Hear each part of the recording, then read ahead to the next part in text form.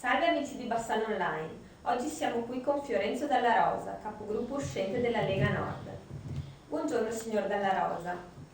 So che vi siete alleati con la vecchia maggioranza politica, me ne sa spiegare i motivi? Sì, ci sono più motivi per cui abbiamo scelto questa via.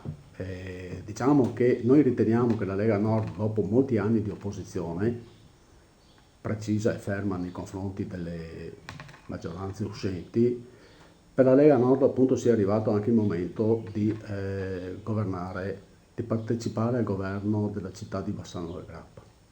Per quanto riguarda l'alleanza con l'amministrazione politica uscente, questa è stata dettata da una anche vicinanza su molti temi, su quasi tutti i temi, perché la nostra è stata un'alleanza soprattutto di tipo programmatico e non dettata da assessorati o da posti vari promessi eccetera.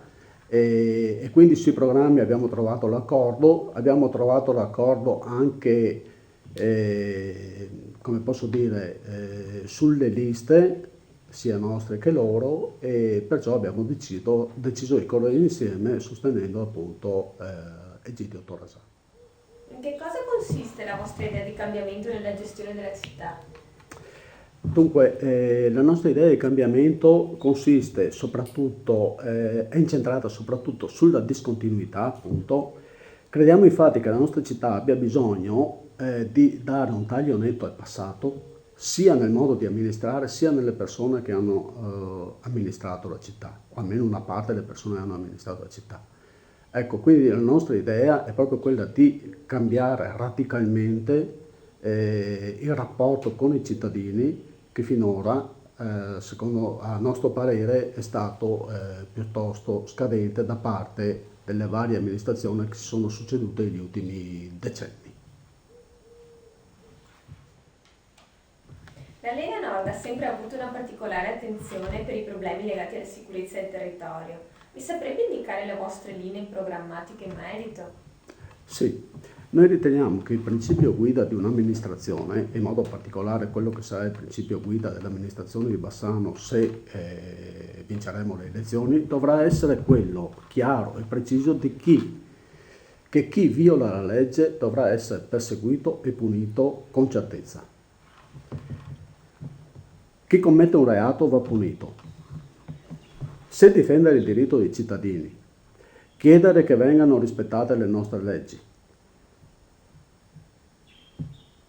e far rispettare le norme del vivere civile della nostra società, se questo significa essere intolleranti, noi da questo punto di vista siamo intolleranti. Noi vogliamo che un altro principio guida sia di faro per la prossima amministrazione, cioè che prima di tutto vengono i cittadini bassanesi e dopo vengono gli altri. Questo non significa ghettizzare gli extracomunitari, però significa fare attenzione che ognuno di noi ha i propri diritti, ma soprattutto ha i propri doveri. E questo vale soprattutto per chi è ospite in casa nostra.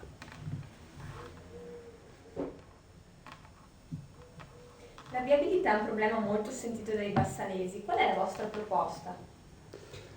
Sì, la viabilità credo sia il problema più sentito dai bassanesi. In effetti esiste un piano del traffico su Bassano che risale a qualche decennio fa e che poi non è più stato rivisto. Infatti abbiamo le zone a imbuto dove si formano colonne interminabili di auto e comunque non c'è abbastanza respiro per la città. Noi proponiamo ci sia un'immediata verifica della nuova amministrazione del piano urbano del traffico, che questo vada rivisto.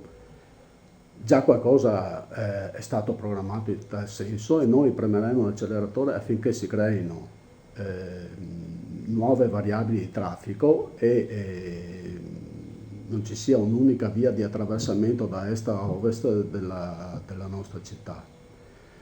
E in merito a ciò volevo anche aggiungere qualcosa che riguarda la questione urbanistica, che è anche in qualche modo direttamente collegata alla gestione del traffico, della viabilità.